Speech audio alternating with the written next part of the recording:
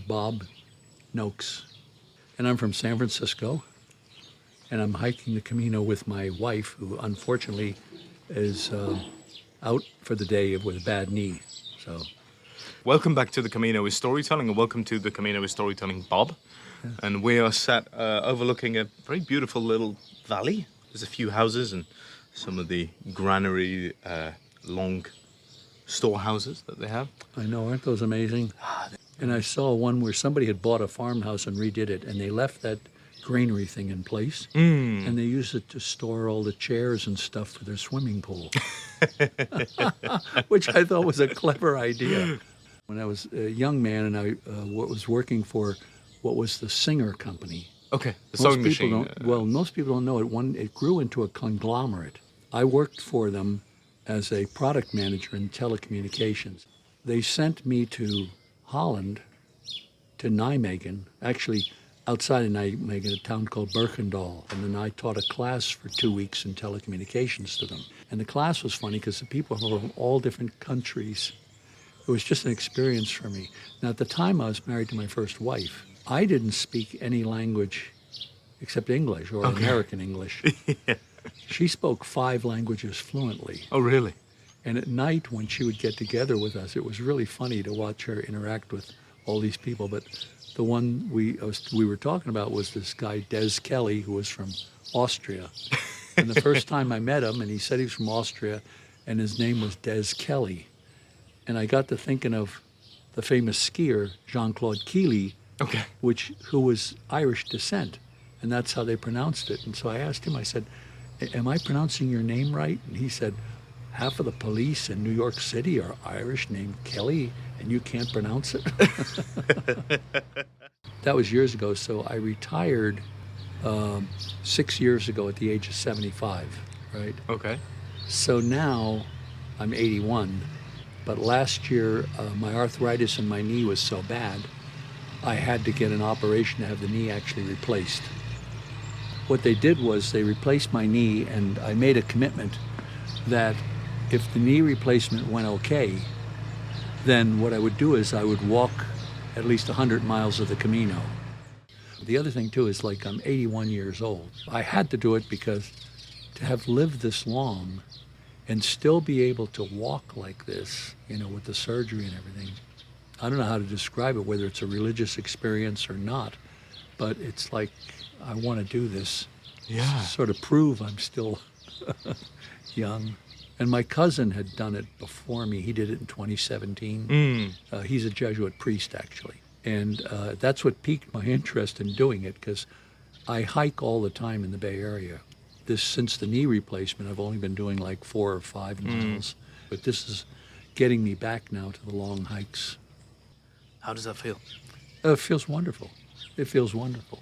Yeah, I'll tell you something else about it too. The knee surgery was from arthritis, but in my retirement, I've been working part-time as a dance teacher, and I teach Argentine tango. Amazing.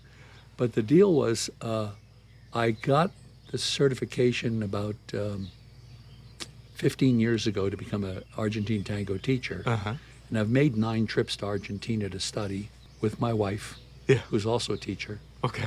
But I never wanted to be a paid teacher. So I teach dance therapy, and I teach weekly classes for people with Parkinson's. Wow. And we teach them tango and music therapy, and it helps improve their balance and helps them make them more aware on a day-to-day basis that they're not like bent over while they're walking. They try to stay up, and how the music helps them. People don't understand fully. You notice how when you hear music, you start tapping your foot. Now, normally, motor functions, like your automatic motor functions, come from the part of your brain called the basal ganglia. And there's a chemical that helps that work called dopamine. Dopamine's also the chemical that makes you feel good. So when people have Parkinson's, they're not producing enough dopamine. So what happens is they have trouble with movement and everything, or they'll get the shaking, maybe, stuff like that. Yeah. But there's a thing called failure of gait. I don't know if you've ever seen anybody. They're walking along, and all of a sudden their foot's like it's glued to the floor. and they can't move it. Yeah. If you play music, that does not happen. And I've actually seen people where they were walking and they got up against a wall and couldn't back up. And we put music on, and they would start doing a dance step and walk backwards and turn around and get out of that condition. Wow. And they know that there's some way that I think it's the hypothalamus short circuits the brain Yeah. and overcomes that. But also the music and all that creates a euphoria that produces more dopamine for them and stuff. And what it does not cure Parkinson's, but it helps lengthen the amount of time that you're feeling better. So, and the knee surgery also helped my dance. Prior to it, I had lost the ability to sometimes pivot on my left foot and stuff like that. Yep. And I'm getting that all back. You mentioned that your cousin was a Jesuit priest, and, Yes. and you know, this is almost, I'm imagining that you're a religious man. Yeah. Yeah. You know, it's funny, if you're going to ask me whether I'm doing the Camino for religious reasons, it didn't start that way, but it feels like it's getting that way. When I go into the churches on the road, the habit comes back of crossing yourself and genuflecting when you pass in front of the altar in the church, was what you're supposed to do anyway if you cross over. Appears to have come back stronger than it was.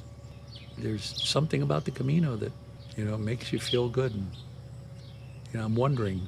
Now, he also told me that the Camino, you'll find out, becomes more about the people you meet too. I'm in the veterans system because I'm an Army veteran. The veterans hospital asked me one time why I had lost so much weight. And it was because I'd started dancing. Okay. And they said, would you teach a class here for people to help control their weight? Yeah. And so my wife and I started doing it.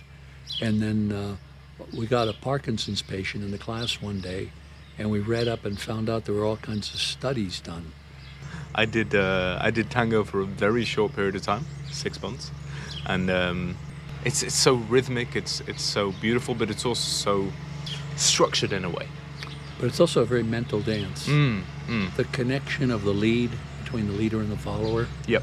is really hard to first master.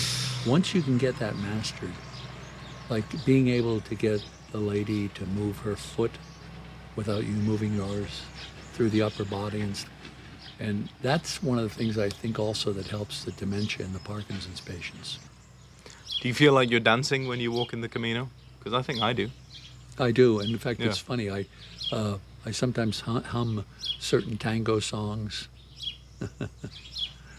It's at 3:14 Corrientes in the afternoon. You come here, go to the second floor for cocktails and love, and Yeah. and the phone that's always answered. Really painting a picture. Yeah, it does. So if you're ever walking along the Camino and you see Bob humming to himself, then Right, it's usually a tango. it's usually a tango. Sometimes, though, when I'm all alone and I can't get my pace up, I go back to when I was in the Army and start singing the songs we used to sing while marching. What's a classic one of those? Oh, well, what is it, the Mademoiselle from Armentières, which is a First World War one. Oh, really? 'Cause Yeah. you learned that from some of your older generation friends. Yeah, was it the Mademoiselle from Armentières, parlez-vous? The Mademoiselle from Armentières, parlez-vous? Do. She's the hardest working girl in town, but she makes her living upside down. Inky dinky parlez-vous. Well, I think that's a wonderful, wonderful place to finish off this recording. Yeah, I've got 25 kilometers to go for today, so I should probably get a move on. Yeah, me too. Great. Well, thank you, Bob. Thank you. It's been an absolute Hey, pleasure. listen.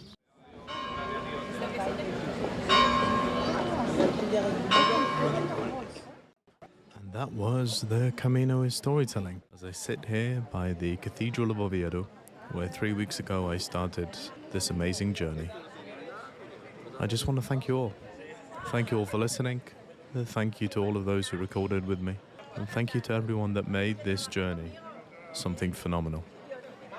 To support the world is storytelling, subscribe, follow, buy the book, buy us a coffee. be in touch with all your feedback, ideas and thoughts. It's always wonderful to hear from you. Thank you so much again and have a wonderful, wonderful day.